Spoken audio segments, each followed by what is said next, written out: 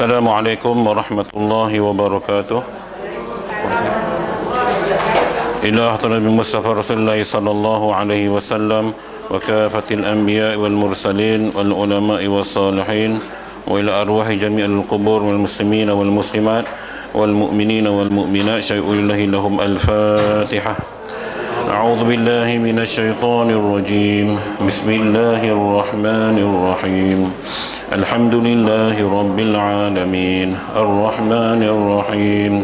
Maliki yaumiddin. Iyyaka na'budu wa iyyaka nasta'in. Ihdinas siratal mustaqim. Siratal ladzina an'amta 'alaihim ghairil maghdubi 'alaihim waladdallin. Amin.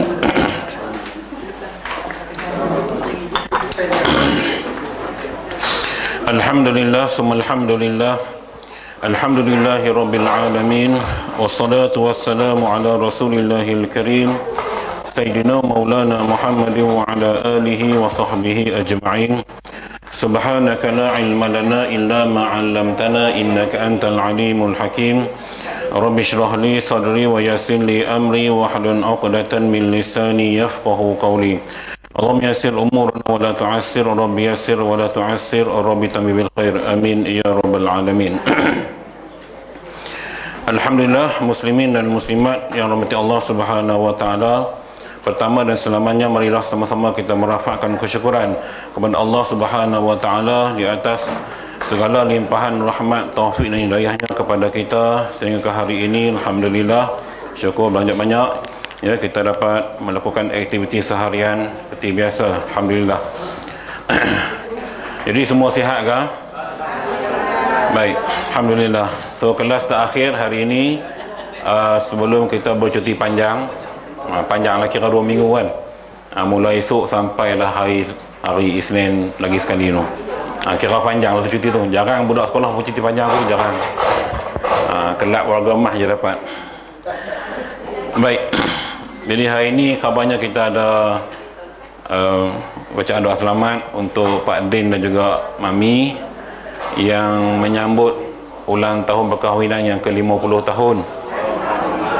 Saya rasa paling lama kot dalam ni. Ke ada yang lebih lama pada mereka? 50 tahun tu kira paling lama kan? Ya, boleh masuk Malaysia Book of Record. Okay. Ataupun boleh buat satu hari bersejarah untuk KWE dan juga masjid umumnya. Alhamdulillah. Baik. Sebelum kita menyambung tajuk berkaitan dengan talak yang dah nak habis, ada lagi tajuk talak, cumanya pembahagiannya lain. Ada satu masalah yang minta saya untuk saya kongsikan daripada salah seorang ahli grup ni. Saya baca soalan dia nak agak-agak panjang lah. Assalamualaikum Ustaz, saya dalam dilema. Suami saya mendesak saya memfailkan perceraian hanya kerana saya ke pejabat agama untuk memohon nasihat dari pegawai agama tentang suami yang tidak menjalani perintah Allah, yakni salat dan lain-lain. Setelah kaunseling, dia mengugut untuk menjual rumah yang saya duduki jika saya teruskan niat bercerai. Dalam masa yang sama, saya diasak untuk suruh memfailkan perceraian. Mohon bantu saya Ustaz. Baik, agak pelik lah. Suruh cerai, lepas tu ugut pula kalau hang cerai, failkan cerai, aku nak jual rumah ni. Itulah lebih kurang kan. Yang tanya ni perempuan. Saya pun lupa muka dia lagu mana. Baik, dalam kelas ni lah. Okey, kita bincang dia macam ni. Memanglah siapa-siapa pun dalam dilema.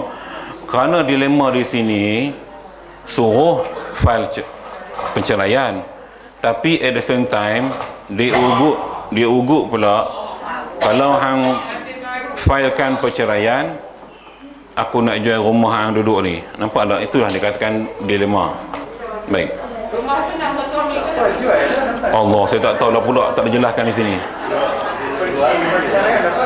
Sebab ni soalan ni bukan pertemuan, soalan untuk berhadapan dengan situasi bapa saudaranya yang tidak mahu ataupun yang tak sempat memasuki Islam walaupun Nabi dah berbuat macam-macam cara, sehingga akhirnya Allah Subhanahu Wa Taala menyebut innaka la tahdi man ahbabta walakin Allah yahdi man yasha. Sesungguhnya engkau tak boleh nak bagi hidayah kepada dia, yakni bapa saudara Nabi. Allah kata walakin Allah yahdi man yasha, akan tetapi Allah yang berhak bagi hidayah kepada siapa yang dia kehendaki. Dalam konteks suami tak semayang, bukan tak semayang, banyak lagi tuan-tuan hak main judi, tikam bekok. Dan saya ada juga pengalaman isteri jumpa suami kaki pancing dan juga menuntut ilmu pelik-pelik dalam hutan tu. Dia adalah macam-macam lah bini dia duduk cerita tu. Jadi ilmu pancing macam mana dia menuntut saya pun tak pasti, tapi kalau pancing memang kena lah. Baik tuan-tuan sekalian, isu taufik, isu hidayah milik Allah. Kita hanya boleh berdoa, menasihat, tu saja. Ingat tu, kita tak ada kuasa nak suntik bubuh kad ATM ke ataupun masuk MP3 ke apa benda ke dekat memori, tak boleh. Kerja hidayah kerja Allah. Akan tetapi satu benda yang kita selalu lupa, iaitu aduan kita kepada Allah. Kita mencari manusia untuk kita mengadu, bercerita masalah dan kita mengharapkan solusi. Kita lupa solusi yang terbaik ialah dari Allah Subhanahu Wa Taala. Maka sebab itu tuan-tuan, bila Allah Subhanahu Wa Taala menyebut dalam Al-Quran, wa iza sa'alaka ibadi anni fa inni qarib ujibu da'watad da'i idza da'an, sampai habis ayat tu, maknanya Allah Ta'ala habaq kat kita, kalau hampa mai cari aku, minta kat aku, mengadu kat aku, fa inni qarib, aku dekat dengan kamu. Yang ni yang kita gagal buat tuan-tuan. Semua, bukan kata puan ni seorang, saya rasa banyak orang macam tu, mencari solusi daripada manusia biasa tetapi tidak mencari solusi daripada Allah. Sebab itu tuan-tuan, kalau biasanya lah, kalau isu-isu yang seperti ini, masalah apa saja tuan-tuan, waktu terbaik kita mengadu dengan Allah sepertiga malam. Waktu penting bangun tahajud tu. Lazimi bangkit pukul 4, 4.30. Itu lazimi begitu. Kalau saya kunci jam pukul 4.30. Memang waktu bangun tu, waktu bangun kalau kuliah di Kuala Lumpur memang 4.30 lah saya bangun. Kuliah bulanan di Kuala Lumpur 2 kali sebulan, lain-lain tempat lah.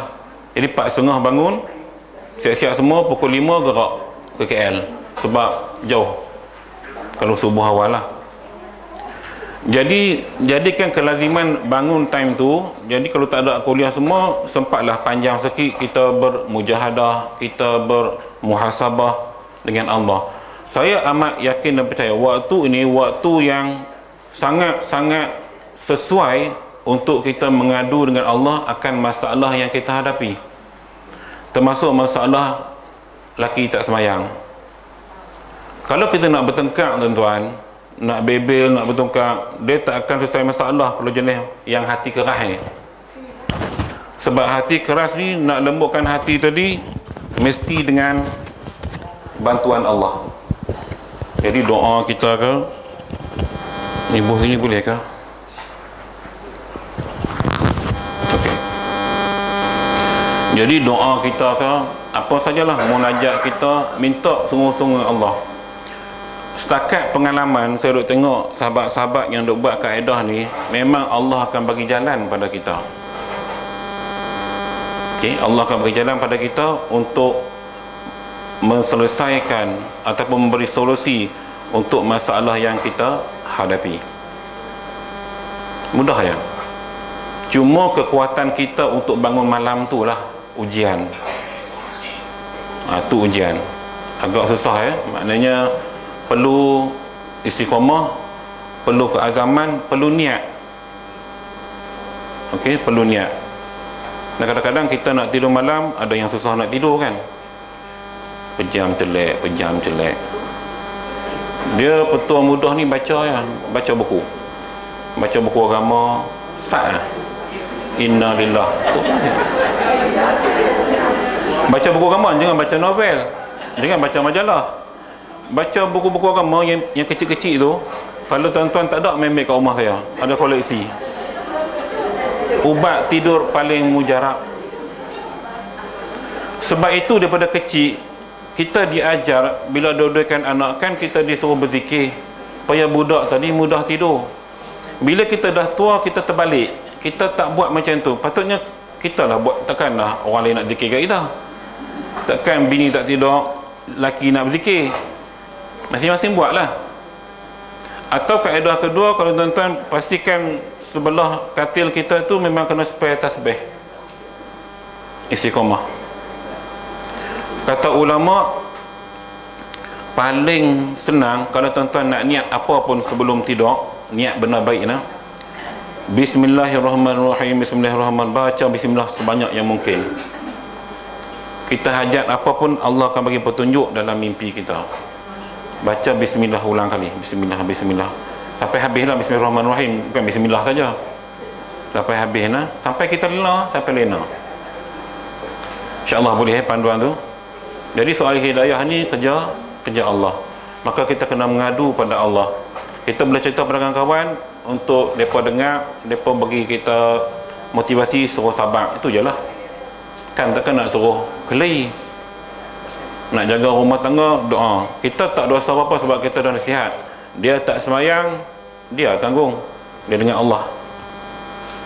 Mudah-mudahan dengan munajat kita itu, Allah boleh bukakan hati dia balik. Nak lembutkan hati dia. Sayyidina Umar boleh lembutkan hati hanya dengan mendengar ayat-ayat Al-Quran yang dibaca oleh adik dia. Tu orang keras kepala backing Robi lah tu. Kan? Maknanya kisah-kisah sejarah memberi panduan kepada kita hari ini untuk kita jadikan panduan. Okey. Baik. Isu jualan rumah dan sebagainya itu mungkin sekadar urutan, sebab kalau kata rumah tu nama kita, mana boleh dia jual nama kita, kecuali nama bersama. Nama bersama pun perlu sign dua-dua. Dan ingat, senang kan nak jual rumah? Mungkin jual senang, beli payah. Jual senang, mungkin senang, beli payah. Jadi lagipun aset yang paling berharga rumah. Tak ada rumah nak duduk taman mana tuan-tuan? Takkan nak sewa, kan dah ada rumah. Dia begitu. Okey. Jadi insya-Allah mudah-mudahan perkongsian kita dapat membantu puan yang bertanya ni untuk menjalani atau meneruskan kehidupan. Saya doakan supaya ada jalan penyelesaian, Allah akan beri petunjuk, dan semoga rumah tangga kekal bahagia tanpa ada berlaku perceraian, insya-Allah ya. Boleh? Selangor ni dia ada satu ruang untuk isteri menuntut ke atas suami yang rumah dia memiliki rumah iaitu dengan harus di bawah kaedah sistem harta sepercarian. Tetapi masalahnya untuk nak menguasakan benda itu, enforce benda itu susah sebab dia nama dia dijual aja. So the first thing is that sebelum dia dengar dia lelaki dia lakukan KBS 6 bulan sampai selesai kes. Jadi dia tak boleh jual selagi tak selesai KBS tu. Sebab si isteri mesti menjaga hak dia. Betul. Cara nak jaga hak dia dengan mencegah daripada jualan. Kalau jual pun dengan persetujuan isteri. Betul. KBS tu amat penting. Itu satu instrumen yang dibenarkan menjawab anak. Baik. Yang keduanya perlu diingat, andai berlaku perceraian, isteri berhak tinggal di rumah itu selama masa iddah. Itu undang-undang. Tak boleh nak jual, dia getak je tu. Lawyer kalau nak cerai, dia ugut. Iyalah, kita kata senang lah ambil lawyer. Ni laki bini punya cerita. Kan, kita bagi idea mudah. Tapi yang lalui tu, ni laki aku kan. Aku nak ambil lawyer. Kalau betul-betul dia keras hati, mungkin boleh dia ambil lawyer. Tahu-tahu kawan tu ugut, sesaja ugut ke, kita pun tak tahu. Adakah ugut dengan serius?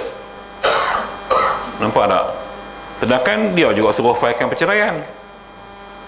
Salah macam main tarik tali, getak lah kot. Okay? Jadi doa mengadu pada Allah, insya-Allah ada jalan perceraian. Baik, masuk pengajian kita 167 fasal 2, 4, 6, 8, 10 dari bawah. Baris 10 dari bawah.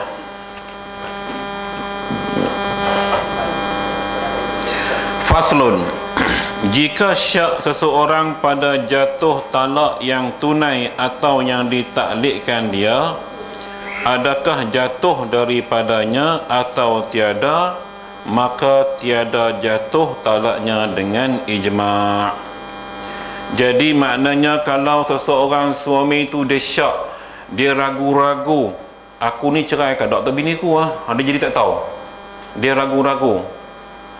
Mungkin dia lafaz cerai, tiba-tiba dia balik naik gerek, jatuh dalam parit ke apa ke, dia lupa. Dia lupa, dia tak tahu dia cerai ke tak cerai. Sebab ketika lafaz tu mungkin tak ada saksi, kan? Jadi maknanya dia tak ingat, khususnya yang vaksin ni. Kan sekarang banyak yang vaksin lupa. So nak cucuk lagi. Gila terus lepas ni. Jadinya bila kita syak, sama ada kita dah jatuhkan talak pada isteri kita ataupun tidak, maka ulama bersepakat mengatakan talak tidak jatuh. Dia kena ambil yang tak berlaku, yang negatif, yang tak berlaku lah. Okey, itu satu masalah. Atau syak ia pada bilangan talak, seperti ia talak dan syak ia adakah ia talak satu, ia talak satu talak atau lebih, maka diambil yang kurangnya. Ya, diambil yang kurangnya, dan tiada tersembunyi warak pada dua surah itu, dan iaitu diambil yang tulisan Rumi tulis apa? Dah, yang diambil yang jahatnya ke jatuhnya? Jahatnya. Yang ni saya tak pernah faham. Apa maksud jahat di sini? Apa yang saya faham, bila berlaku ketaradudan, syak, ragu-ragu, maka di sudut talak ini, kalau ragu-ragu tentang lafaz talak, dikira tak jatuh. Kalau ragu-ragu tentang bilangan talak, ambil hak sikit sekali.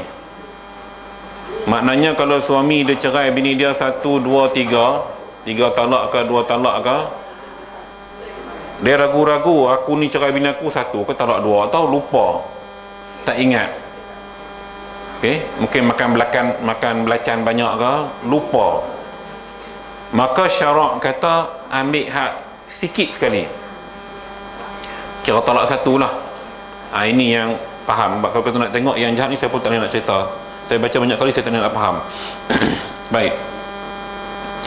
Dan jika ditaklik oleh dua orang dengan dua yang berlawanan, seperti berkata salah seorangnya, jika burung ini gagak, maka isteriku tertalak. Dan berkata yang seorangnya, jika bukannya gagak, maka isteriku tertalak. Dan dijahilkan hal burung itu, maka apa hukum dia? Ni cerita bodoh lah, cerita bodoh. Analogi jenis buat lawak-lawak ni.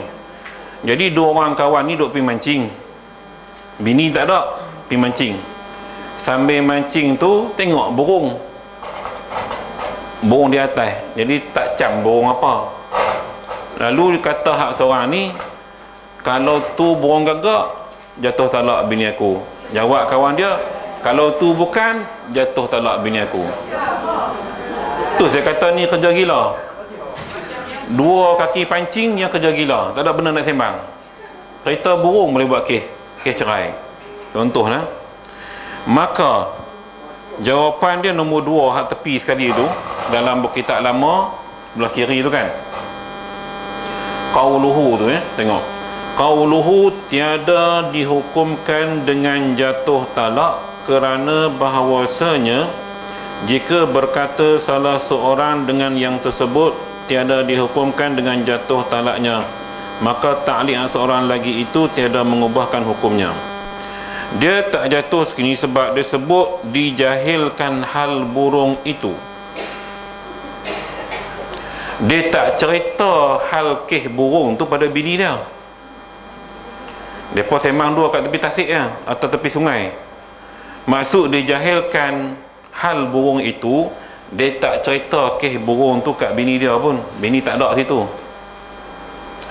Bini tak ada situ. Jadi fiqh kata tak berlaku kerana apa?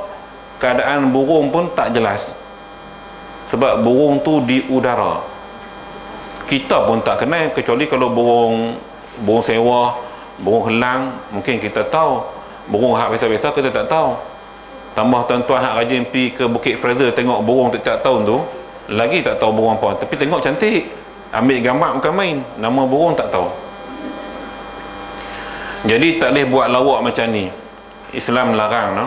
Walaupun benda tu ialah buat lawak, tak elok buat lawak di sudut tu. Apakah hal nak kaitan dengan burung gagak kat atas tu? Okey, dia buat contoh gitu. Ni pandangan fiqh. Tiada dihukumkan dengan jatuh talak atas salah seorang daripada kedua-duanya. Baik. Atau ditaklik oleh seorang dengan dua yang berlawanan itu bagi dua isinya. Hak ni pula, seorang lelaki bercakap dengan dua bini dia. Taklik dia sebut taklik. Jatuh talak salah seorang dan lazim akan dia membicarakan hal burung itu. Baik. Dan menyatakan bagi dua isterinya yang tertalak daripada keduanya. Baik. Masalah kedua, hak tadi melibatkan dua kaki pancing, cerita pasal burung gagak dengan bini masing-masing, maknanya dia habaq. Tapi hak masalah kedua ini, seorang cerita kat dua bini dia. Kalau burung tu gagak, salah seorang cerai. Jadi dia berlaku sebab apa? Dia habaq kat bini dia. Yang tengok, kalau tu burung gagak jatuh talak. Ni yang sebelah sini yang juga. Tu yang dia kata jatuh talak salah seorang. Penin jam otak. Memang bodoh dah laki pancing ni. Baik. Saya rasa kenapa bukanlah kita nak menuduh haki pancing, akan tetapi yang kerap bersembang di tempat sunyi-sunyi yang pelik-pelik ni haki pancing je. Kalau kedai kopi, dia tak akan mungkin sembang sebab tak nampak burung tu. Atau keadaan kedua, yang kaki denak burung. Tu mungkin. Sebab kalau denak burung, benarnya tak boleh sembang, takut burung tu dengar. Burung tak mai. Cerita orang kampung denak burung pakai kain pelekat. Digulung. Gulung. Lalah dua ekor burung nampak. Kalau dalam tak pakai, orang kampung. Allah, macam-macam burung lain. Di kampung masih kuat, tuan-tuan. Di kampung masih kuat. Ustaz-ustaz mengajak kampung pun penin, cakap macam-macam dah. hang nak bela burung boleh, tapi kena buat sangkar yang luas, jangan penjarakan dia. Hang nak ternak burung, nak ni tak ada masalah, tapi kena bagi dia bergerak, boleh terbang, jangan kurung begitu. Itu memang tak boleh. Memang menganiaya. Sebab tu kena buat sangkar luas. Bukan tak ada orang alim kita yang bela burung ramai, Dr. Guru ada, tapi dia buat luas. Jadi burung tu boleh terbang dalam tu. Orang kampung tanah luas, kita rumah taman tak boleh. Ni cerita burung. Mungkin juga pendenak burung yang bersembang hal ni, wallahu alam. Baik.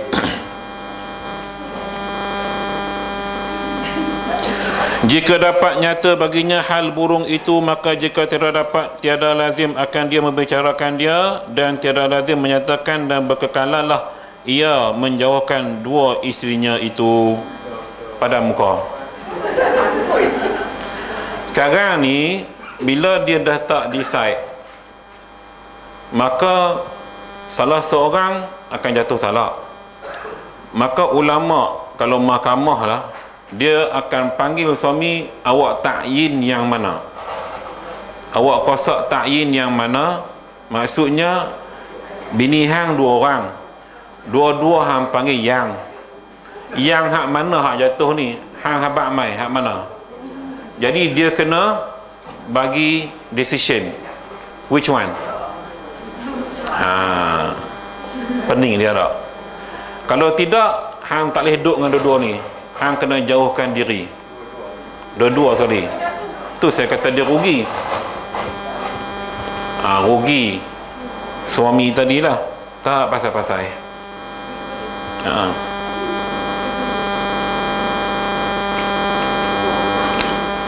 Dan jika ia talak, next page 168, akan salah seorang daripada 2 isterinya, dan jahilkan dia seperti dilupanya, maka wajib dihentikan pekerjaan keduanya, tiada boleh diwatikan keduanya.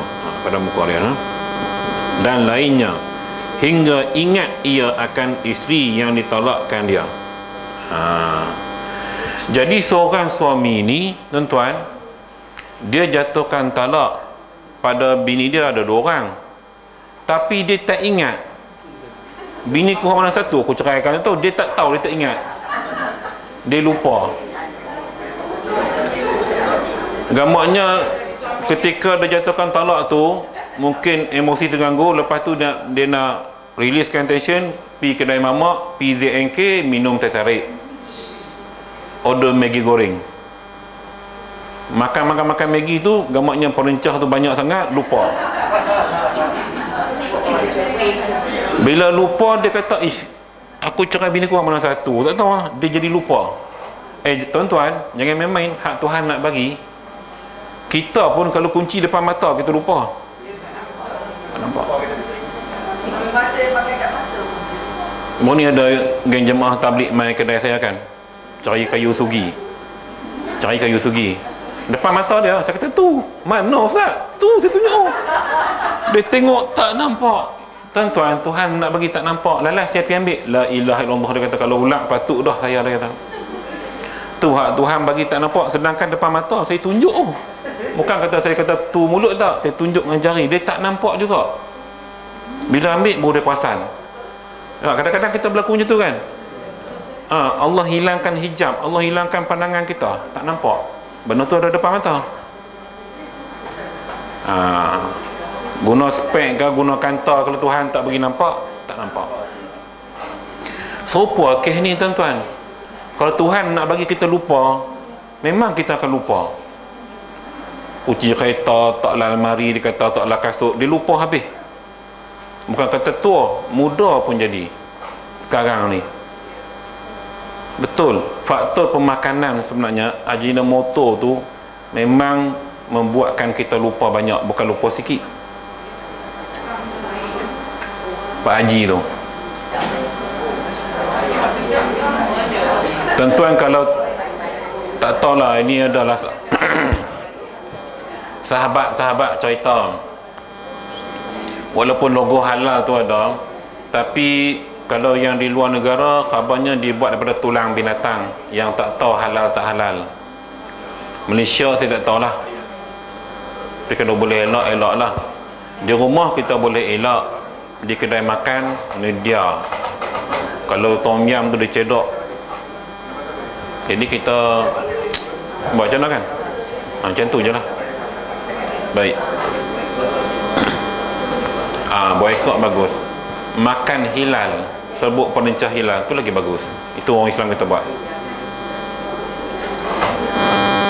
Jadi bila kes lupa salah seorang, maka dia tak boleh bersama dengan isteri-isterinya sehingga dia punya memori ingat balik. Berat kes ni.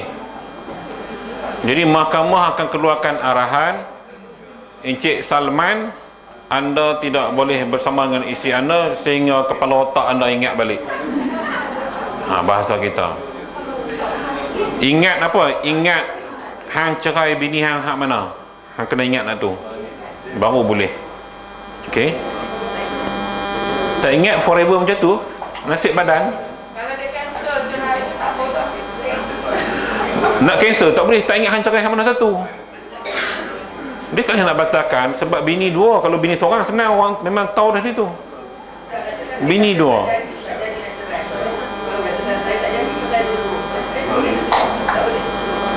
Kena rujuk dengan mahkamah. Isu sekarang, isu memori. Lupa. Nak buat macam mana? Kita pun semayang lupa rakaat kadang-kadang. Betul. Atau kata ke orang lain lah, kita sendiri pun. Subuh tu okey, dia yang confuse yang 4 tu. Mayang jenazah 5 takbir pun ada. Saya pernah tuan-tuan, saya jadi imam. Tuhan bagi hilang tu. Lepas 5 takbir bagi salam, lepas tu jemaah kata, Ustaz takbir 5, rujuk kitab, rujuk kitab sah, alhamdulillah. Sebab kita boleh, sebab kita ragu-ragu, maka macam semayang biasa lah, kita kena tambah 1 rakaat. Kalau kata tak sah, jenuh panggil orang korek liang, jenuh. Mujak immediately after lepas mayang, terus buka kitab, tengok balik kitab. Rupanya memang ada riwayat Nabi sebut berlaku pada zaman sahabat, ada sahabat yang terlebih takbirnya, Nabi kata sah, teruskan sembahyang, tak ada masalah. Ya. Ni bab-bab ingat lupa ni memang Allah akan uji kita tuan-tuan. Ada yang sembahyang kadang-kadang dia baca tahiyat tu, dia tak perasan dia dah habis baca tahiyat. Dia duduk khayal tang mana tak tahulah. Baru balik Genting Highland, salji turun, dia terkejut. Dia terkejut, dia tak sedar dia dah habis tahiyat. Imam bagi salam pun dia tak perasan. Rupanya dah bagi salam. Bagi salam. Ada lupa sampai ke tahap tu. Parah lah tu. Nampak sangat tak ikut imam. Jaga nah. Allah nak bagi kita lupa tuan-tuan. Banyak benda Allah boleh test kita. Cuma berdoa lah supaya Allah sentiasa ingatkan kita. Tu yang saya baca doa wa zakirna min umma nasina tu. Ingatkanlah kami kalau kami lupa. Kan doa kita duk baca lepas ni kan. Tu yang penting lepas khatam Quran tu. Okey. Baik.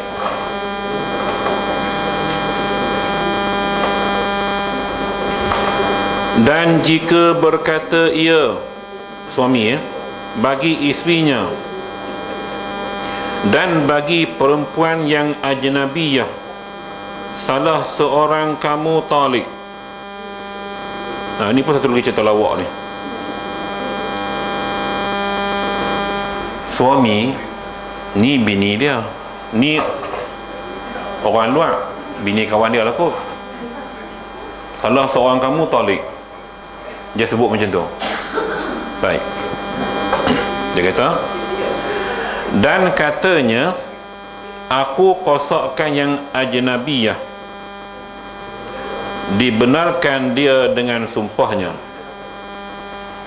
Jadi dia jatuhkan talak, tapi dia kata yang aku masukkan bukan bini aku, bini kawan aku, maka dia kena sumpah, wabillahi watullahi, memang hang niat kawan bini hang bukan bini hang, kalau tidak jatuh talak bini ya. Oh, jangan buat lawak main semang. Ialah mungkin berlaku untuk orang jahil. Ialah kadang-kadang bini kita walikkan kawan dia kan, duk semang-semang lawak-lawak gitu, kok terkeluar benda yang macam tu. Tambah-tambah pula kalau bini nama sama dengan kawan. Rokiah, semua Rokiah. Sudah. Jam. Penin. Baik. Dan jika katanya Zainab Talik, dan Zainab itu nama isterinya dan nama perempuan yang ajnabiyah, dua-dua orang nama Zainab, dan katanya aku kosakkan yang ajnabiyah, tiada diterimakan perkataannya pada zahir. Tak boleh dah. Jadi yang tadi dia sebut anti talik kepada mana-mana salah seorang ajnabiyah dengan bini dia betul, tapi tak sebut nama. Hak ni dia sebut nama Zainab anti talik, sedangkan ada dua Zainab kat situ, maka yang diterima ialah bini dia. Tak pasal-pasal jatuh talak. Sebab dia sebut nama. Sebut nama kena. Yang berkuasa lafaz talak tadi suami, yang ditalakkannya itu isteri. Dah ada nama dua Zainab, maka kebetulan ada isinya, dikira khitab itu, perkataan itu balik kepada bini dia. Sebab tu tuan-tuan jangan buat main-main lah benda-benda macam ni. Orang muda lah ni banyak berlaku tuan-tuan, duk pengaruh drama sangat ni, macam-macam drama lah ni.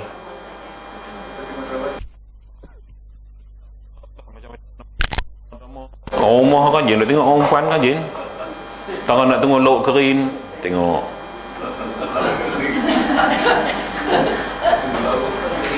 Tak tahulah, kita tak nak masa sangat nak tengok drama tu. Tengok pun tak minat. Tak ada kisah yang memberikan motivasi. Semua kisah kalau kisah masyarakat tu okey ke?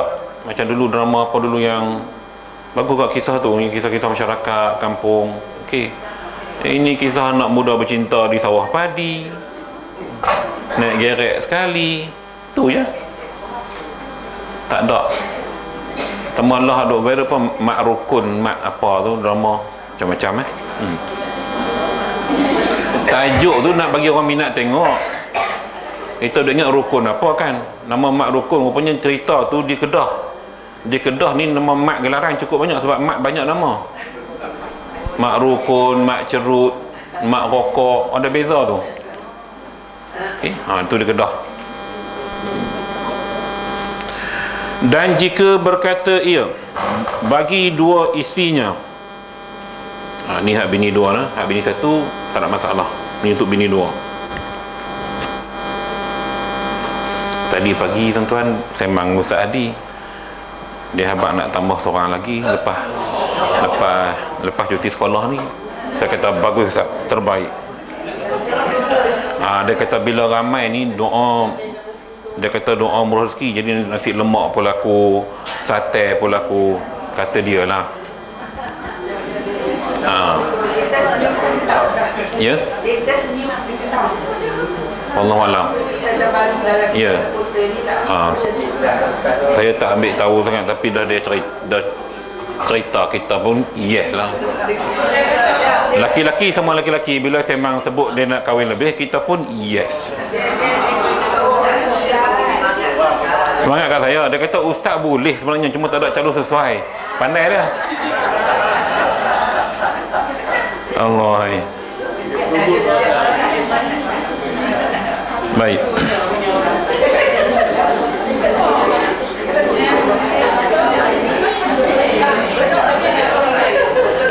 Pagi tadi dalam radio Suria, saya sebab Fawi saya tu kalau buat pergi hantar anak sekolah, anak-anak dia set Suria FM, saya tak reti nak radio lori, saya tak reti nak tukar-tukar channel, saya tak reti.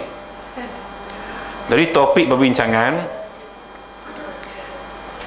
isteri bebel dan tak bebel mana yang bagus? Yes, betul. Dapatan kajian, isteri bebel suami paling suka. Tunggu, termasuk saya. Sebab kalau dia tak bebel, saya susah hati. Kalau dia diam, susah hati. Sakit ke bini aku ni, saya bimbang. Tapi kalau dia bercakap, dia sihat. Jadi maknanya, ini dapatan daripada radio Syria saya dengar pagi tadi. Maknanya peratusan tertinggi bahawasanya yang bebel itu sihat, aktif, cergas. Majoriti. Walaupun kadang-kadang ada yang terbalik lah, suami kuat bercakap, bini diam. Tapi kebanyakannya, walaupun dia bebel itu tak ada topik pun, suami be good listener, pendengar yang baik. Dengar. Ya. Baik. Dan jika berkata ia bagi dua isterinya salah seorang kamu talik, dan ia kosakkan yang muayyan daripada kedua-duanya, jatuh talaknya. Jadi kalau suami lafazkan talak pada isteri-isterinya salah seorang, dan dia kosakkan, dia niatkan isteri yang tertentu, muayyan, maka jatuh talak bini tadi. Maknanya dalam sidang penghakiman lah kot, ni suami ni bini, ada kes apa-apa ke kan, jadi dia kosak orang tu yang jatuh lah, bini yang tu. Dan jika tiada dikosakkan yang muayyin, maka jatuh talak salah seorangnya. Kalau dia lafazkan talak pada dua orang bini dia seorang, maka dia tak tentu mana-mana, dia tak niat, dia tak kosakkan siapa antara Jijah dengan Ramlah ni contoh, maka gugur salah seorang daripada isi-isinya, jatuh talak.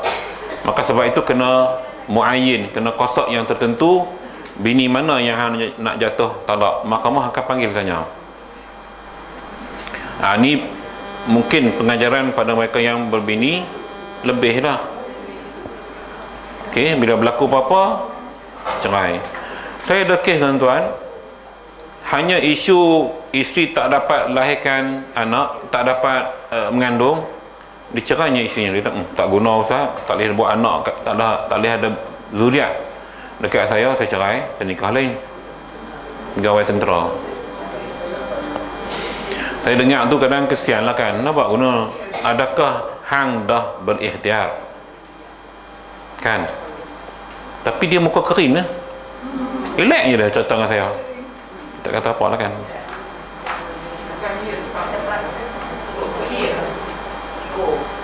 Itu yang masalah. Saya kata kalau boleh pergi jumpa doktor, tentang masalah dia. Tapi sebab dia kahwin lain tu, ada anak, tu dia cerai tak ada anak tu,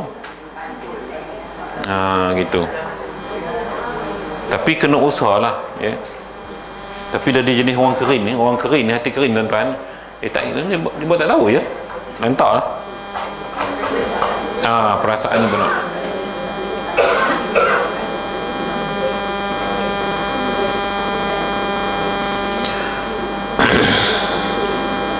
Dan lazim akan dia menyatakan dia pada kelakuan yang pertamanya dan mentakyinkan dia pada yang keduanya. Jadi suami tadi kena spesifikkan bini mana yang hang cerai, jatuhkan talak ni. Okey. Dan dijauhkan dua isteri itu daripadanya hingga kepada menyatakan dia atau mentakyinkan dia. Jadi maknanya bila hang tak boleh tentu mana satu bini hang nak cerai, maka syarat kata dua-dua hang kena jauhkan dengan tidak bersama. Pasal tak boleh buat decision. Jadi suami apa nak nikah dua tak boleh buat decision. Nampak tak perubahan di sini ya? Maksudnya kebijakan ataupun kecerdikan tu kena ada lah. Kalau nak bini lebih ni lagu tu lah maknanya. Kalau rasa tak bercerdik, jangan bini lebih, seorang cukup. Senang. Okey, mudah pengurusan.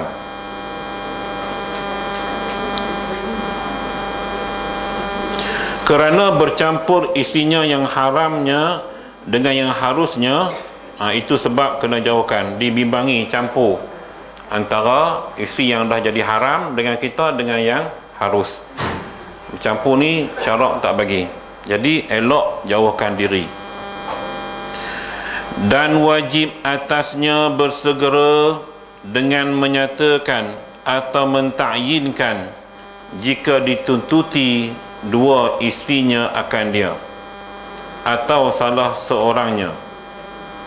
Jadi dia kena, ya, dan wajib atasnya bersegera dengan menyatakan atau mentakyinkan jika dituntuti dua isterinya. Jadi dua orang bini ni tuan-tuan, tak puas hati, abang cerai siapa sebenarnya? Saya ke dia? Kan? Tak jelas. Bila dituntut, dia kena segera. Dia tak boleh tangguh. Dia kena segera. Mungkin gamaknya dia dah mula menyesal ke apa kan. Dua-dua baik bini aku ni, kenapa? Mungkin dia pun diam. Bila diam lama, tak boleh. Jadi di balik hukum tadi, kena jauhkan tidur dua kali, tak boleh tidur pada muka. Ni yang dikatakan cari bala.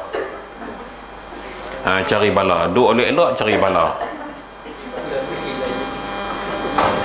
Tak pasal-pasal. Dan wajib atasnya nafkah keduanya, pada muka kedua. Pada muka pertama tak boleh tidur. Pada muka kedua nafkah kena bagi lagi. Lagi hang tak decide. Maknanya saraan nafkah harian, ikan siakap ke apa ke, kena bagi. Lah ni tuan-tuan, siakap dah 4 rasa, bukan 3 rasa dah. Dah tak ada siakap 3 rasa. Yang keempat rasa bila nak bayar tu. Oh, terasa lain macam tuan-tuan.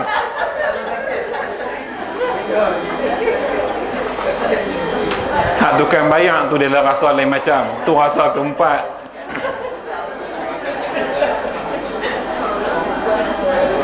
Lebih parah bila naik dalam kereta, bini tanya, abang berapa makan ni? Dah lah 100 lebih. Murah ya? Cik. Oh, sabar. Ya. Jadi siakap tu dah jadi 4 rasa dah tuan-tuan, bukan lagi 3 rasa. 3 rasa di meja makan, rasa keempat di kaunter bayaran. Allahu Akbar.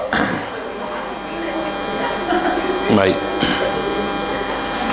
Dan wajib atasnya nafkah keduanya pada ketika itu. Maka jangan ditakhirkan kepada mentakyinkan atau menyatakan.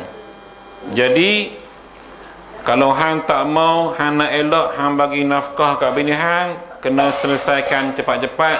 Jangan takhirkan, jangan lewatkan menyebut, menentukan bini yang mana yang hang dah ceraikan. Okey. Jadi kesimpulan dia tuan-tuan, dalam bab talak ni, sebab lepas ni kita akan masuk pembahagian talak pula. Kita dah habis tajuk talak berkaitan dengan lafaz. Lafaz kinayah, lafaz soreh, ta'liq dan sebagainya kita dah habis. Permasalahan semua kita dah sembang. Lepas ni kita akan masuk bahagian talak. Talak sunni, talak bid'ah, apa benda pula ni? Oh, panjang lagi rupanya kitab. Jadi maknanya kejahilan kita makin bertambah. Ya. Bukan berkurang tu. Kejahilan kita makin, bab kata Imam Syafi'i, makin aku belajar, makin aku rasa kebodohan diri aku. Ilmu luas. Kita mengaji tuan-tuan, baru kitab ni. Tuan-tuan tak mengajar ni kitab Bughyatul Tullab, kitab Fiqh Imam Syafi'i, mazhab Syafi'i.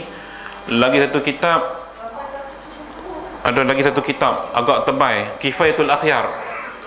Kifayatul Akhyar, kitab fiqh mazhab Syafi'i. Panjang satu jilid dia satu naskah tapi tebal. Kitab kuning. Ni baru nipis ni. Tak baca hak tebal lagi.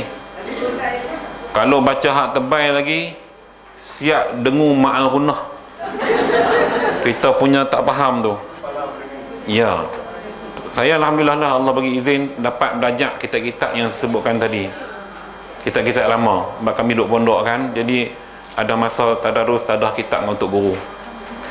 Jadi sekadar itu dulu kelas kita pada hari ini. Kita akan sambung dengan bacaan doa selamat. Jadi bukan doa selamat ni khusus untuk Pak Din dan Mami yang menyambut ulang tahun perkahwinan yang ke-50, juga kepada kita semua yang ada dalam ni. Mudah-mudahan Allah beri kita keafiatan, ya, kesihatan yang baik, sehingga kita dapat berjumpa lagi ikut kelas agama di mana-mana lah, bukan setakat di sini lah, dan juga di tempat-tempat lain. Bisiril Fatihah. A'udzu billahi minasyaitonir rajim. Bismillahirrahmanirrahim.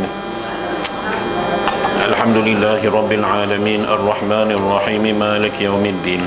إياك نعبد وإياك نستعين اهدنا الصراط المستقيم صراط الذين أنعمت عليهم غير المغضوب عليهم ولا الضالين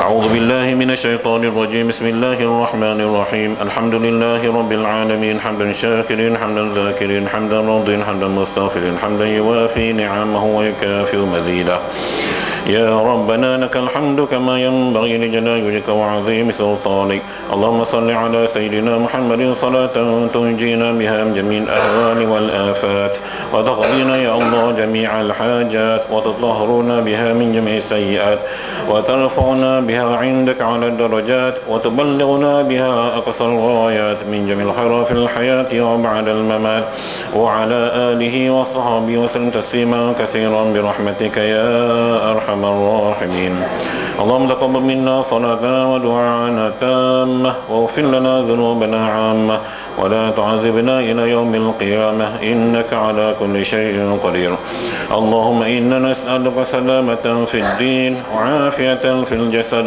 وزيادة في العلم وبركة في الرزق وتوبة قبل الموت ورحمة عند الموت ومغفرة بعد الموت اللهم هون علينا في سكرات الموت والنجاة من النار والعفو عند الحساب اللهم جملنا بالعافية والسلامة وحقنا بالتقوى والاستقامة وعزنا من موجبات الندامة إنك على كل شيء قدير اللهم أصلح ذات بيننا وألف بين قلوبنا واهدنا سبل السلام ونجنا من الظلمات إلى النور فواحش ما ظهر منها وما بطن اللهم إنا نسألك العفو والعافية والمعافاة والصحة الدائمة في الدين الدنيا والآخرة اللهم إنا نسألك العفو والعافية والمعافاة والصحة الدائمة في الدين الدنيا والآخرة اللهم إنا نسألك العفو والعافية والمعافاة والصحة الدائمة في الدين الدنيا والآخرة اللهم ارفعنا ورفع درجاتنا يا رب العالمين اللهم يا محول الأحوال حول علينا إلى أحسن الحال ربنا ظلمنا أنفسنا وإن لم تغفر لنا وترحمنا لنكونن من الخاسرين ربنا لا تزغ قلوبنا بعد إذ هديتنا وهب لنا من لدنك رحمة إنك أنت الوهاب ربنا آتنا في الدنيا حسنة وفي الآخرة حسنة وقنا عذاب النار وقنا عذاب النار وقنا عذاب النار وادخلنا الجنة مع الأبرار يا عزيز يا غفار يا رب العالمين وصلى الله على خلقه سيدنا محمد وعلى آله وصحبه أجمعين سبحان ربك رب العزة عما يصفون وسلام على المرسلين والحمد لله رب العالمين تقبل الله منكم